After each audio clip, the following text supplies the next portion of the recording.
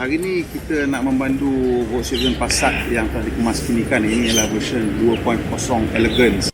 Jadi Passat Elegance ni ialah sebuah model untuk kemas-kini tahun 2020. Jadi apa yang Volkswagen telah lakukan ialah dia telah gabungkan yang the midline dengan highline, jadikan Passat Elegance ni.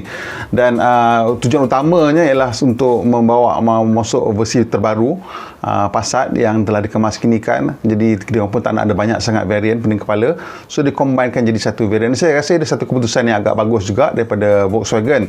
Jadi kita tengok perubahan-perubahan besar pada kereta ni ialah of course dari bentuk depan dia lah. Kita tengok dari bahagian depan memang ada kemasan yang lebih baru.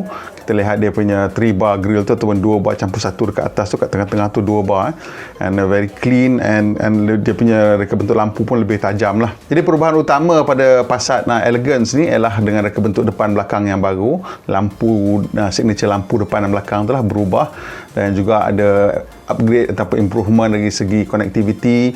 Dia pakai app connect yang wireless untuk Volkswagen di Malaysia. Senang boleh sambung you punya app menggunakan wireless, tak payah menggunakan kabel macam kebanyakan.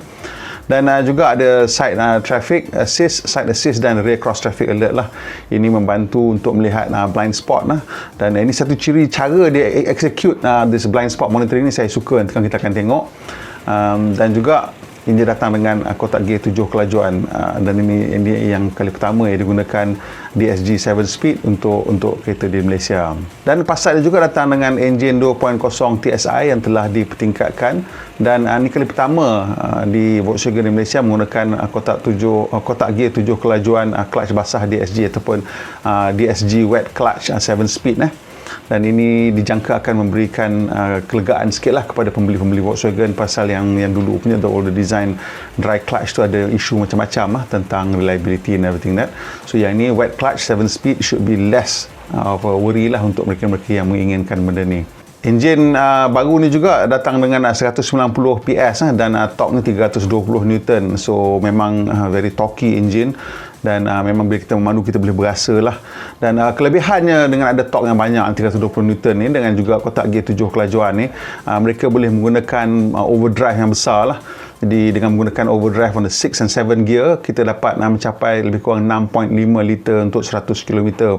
Tapi bila kita bawa sendiri, saya masa saya uji dapat 7 lebih lah, but it's still very good.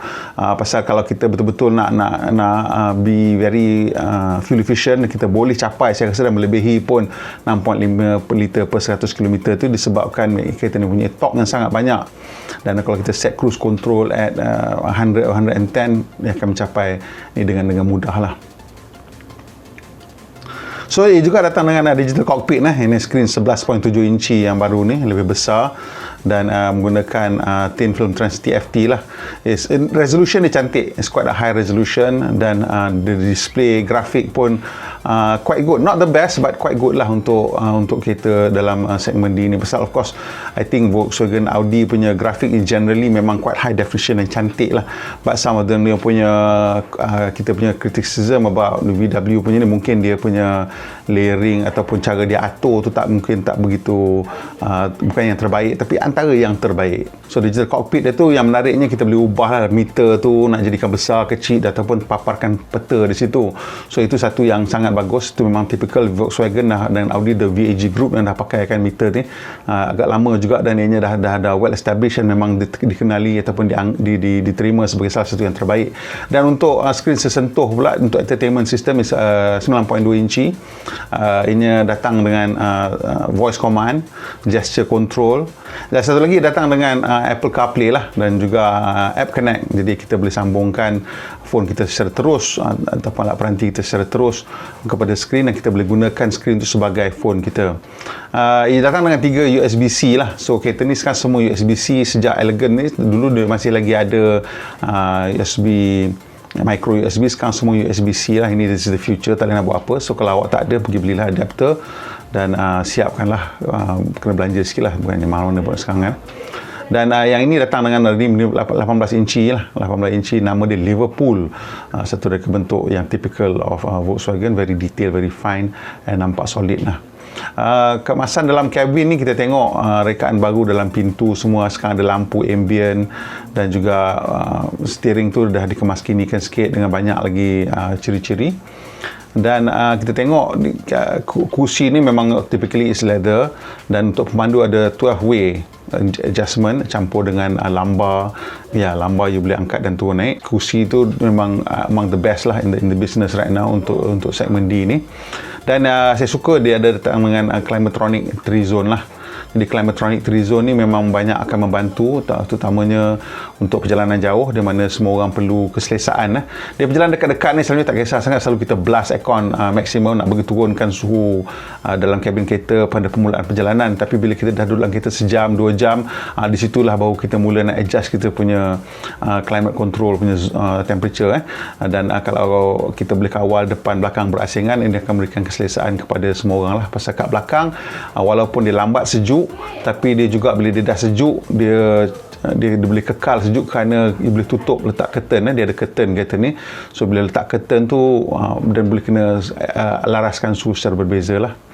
Satu lagi kawasan boot dia agak besar, 586 liter kereta ni.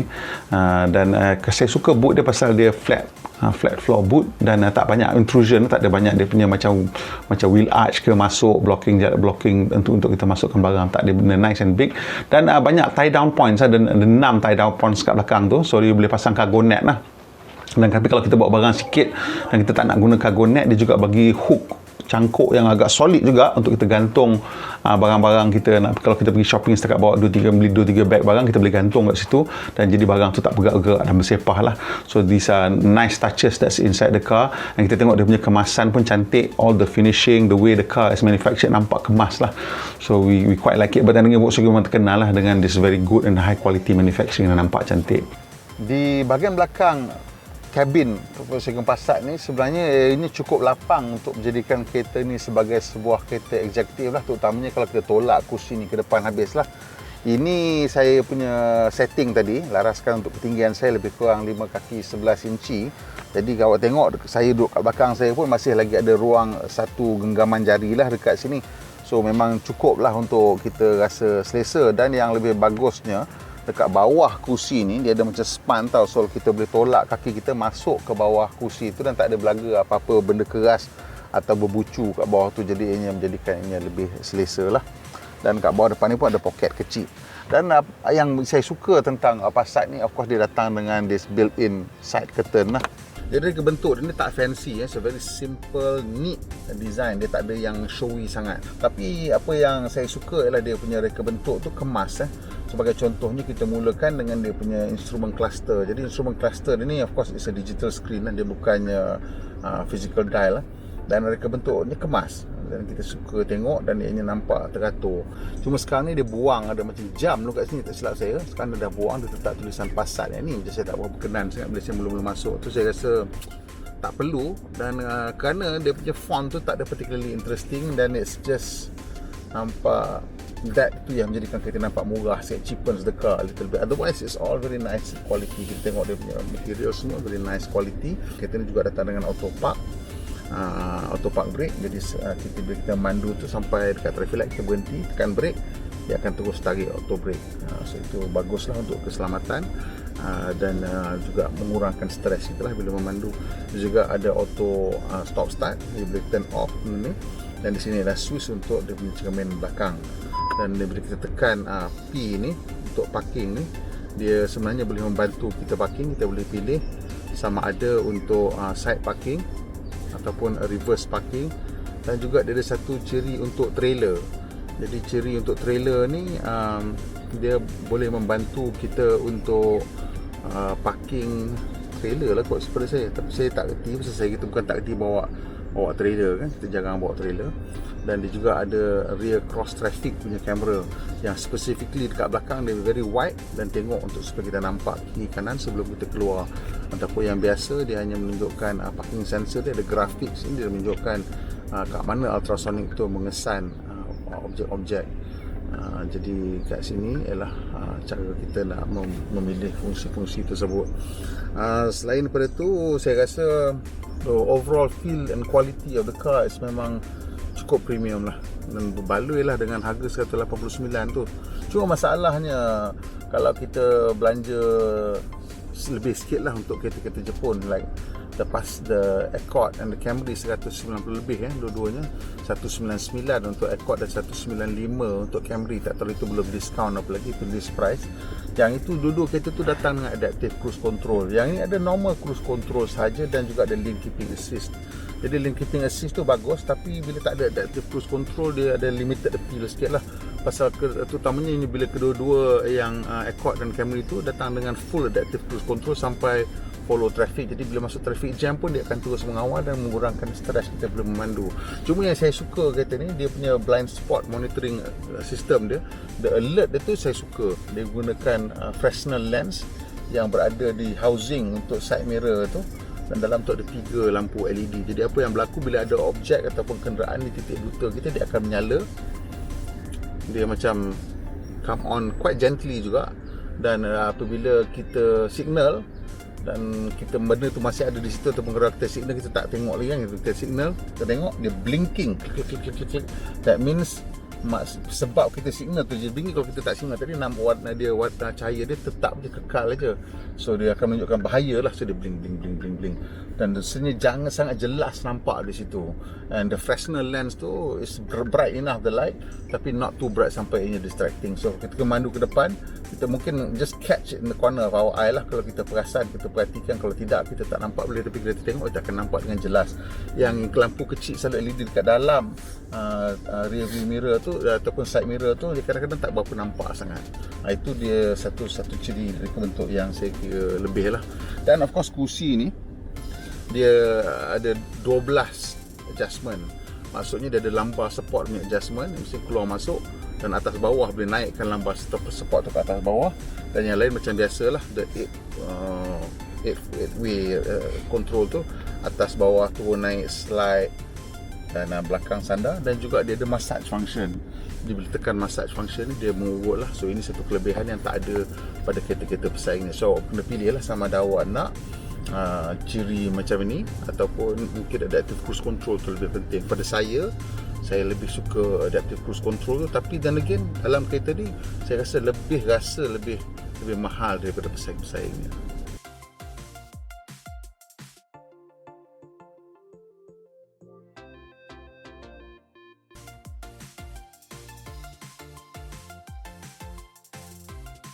Okey, sekarang tiba masa untuk kita bagi skor kepada Volkswagen Passat Elegance 2.0 ni.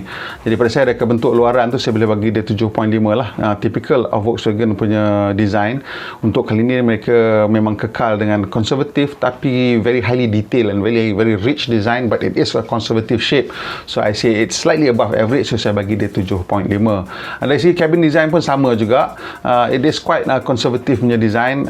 Kita tengok dia punya depan tu all very much straight lines and tak ada yang terlalu adventurous, tak ada skrin terpacak ke apa benda semua, but it's very nice and neat and clean design, and penggunaan bahan-bahan dalam kabin juga sangat berkualiti. So kita tak ada nak beli isu nak fault anything sangat in terms of the design. Kalau dicantik sekali lagi ataupun set 5 adventure, saya boleh bagi 8. Tapi sebenarnya dari segi reka bentuk saja, kalau boleh tu saya rasa 7 saja, tapi because material yang digunakan, bahan-bahan yang digunakan tu berkualiti dan memang rasa mewah, saya bagi dia 7.5. Dari segi practicality ni saya bagi dia 8. Bukan pasal apa, sebab memang saya rasa kabin tu praktikal. Bila dia kebentukkan banyak tempat storage space, semua boleh letak botol air besar, bukan botol air besar, botol air sedang 1 liter boleh letak. Dan juga ada 3 zone climate control. 3 zone climate control ni satu big score lah. Dan juga ada tirai bidai belakang dan juga tingkap belakang. So ini semua banyak akan membantu menjadikan kabin tu menjadikan airnya lebih selesa dan lebih cozy. Dan juga kita tengok dekat belakang boot ada release yang boleh turunkan boot daripada belakang, boleh turunkan seat daripada boot. So senang untuk kita turunkan kursi tanpa kecoh. Dan ada ski hatch, dan jika kita nak buat pengawal panjang, kalau kata mungkin kita pergi hardware dan nak beli kayu panjang, boleh masuk dekat situ, ataupun nak beli galah ke apa ke, boleh masuk. Dan it's a practical cabin dan ada hook dekat boot tu yang saya suka. Dan juga ada 6 tie down points untuk dia punya cargo net. So that's, I think is benda-benda yang bagus yang selalunya kita nampak lah pada Volkswagen. In terms of the driving dynamics, credit must go to the engine lah. The 320 Newton torque dan 7 speed DSG tu memang satu combo yang cukup bagus untuk memberi kita kepuasan pemanduan.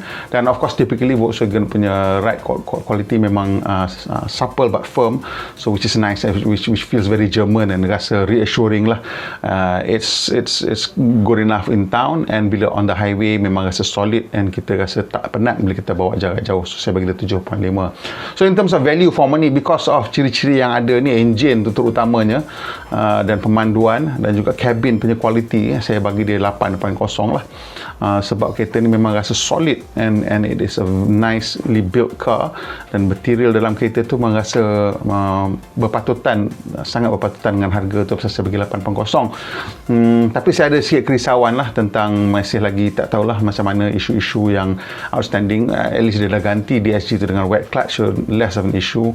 Tak tahu apa-apa benda lain lah kalau customer masih lagi, pasal kita tengok selalu bila kita buat video Volkswagen, masih lagi ada orang raise the issue of concern about dia punya DSG lah.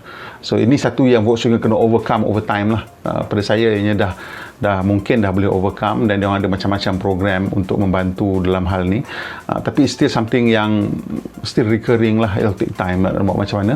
So that's why I still believe it's an 8.0. Apa-apa issue or reservation you have about dia punya maintenance dan serviceability, I think it's something yang tak out of the ordinary for now lah, especially for the newer cars. So overall kereta ni dia belum lagi sampai tahap excellent, tapi it's above average, so it's 7.7 the score dia. And kalau you memang dalam pasaran untuk sebuah kereta segmen D, boleh tengok kereta ni, pasal ianya cukup mewah untuk dijadikan kereta yang dipandu oleh pemandu. Awak boleh duduk belakang dia dan selesa, seatnya boleh tolak, dan belakang pun ada climate control, so ada curtain, so you have privacy, you have space, and you have comfort lah. Saya punya main gripe for this car, dia tak ada adaptive cruise control. Itulah saya punya main gripe, and otherwise I would have given it an 8.0 lah. Tapi sekarang dia 7.7. Satu lagi, saya kalau tadi ada adaptive cruise control, driving tu saya ada bagi dia 8, and in which case it would have been almost 8 lah, 7.75. So tak apa, I think it's a fairly good value car. Go and take a look at it lah. Kalau kita tengok dekat website sekarang, macam-macam offer mungkin ada. Yalah, maksud sekarang ni kan, very challenging year for the entire auto industry. So kalau awak berminat, pergilah sekarang, bedek. I mean, there's no rush to buy. Bedek, tengoklah, ulang boleh datang, there's every 2 weeks ke apa ke. It's now a buyer's market. So if you are in the market, pergilah layan sekarang. Okay, kalau video ni mendatangkan manfaat, tolong kongsikan dengan kawan-kawan. Kalau suka, tekan butang like, dan kalau belum subscribe, tekan butang subscribe, dan butang lonceng jugalah, supaya dapat notifikasi segera bila kita muat video terbaru. Pemandu Malaysia, pemandu yang berhemah. Kita jumpa lagi, insyaAllah.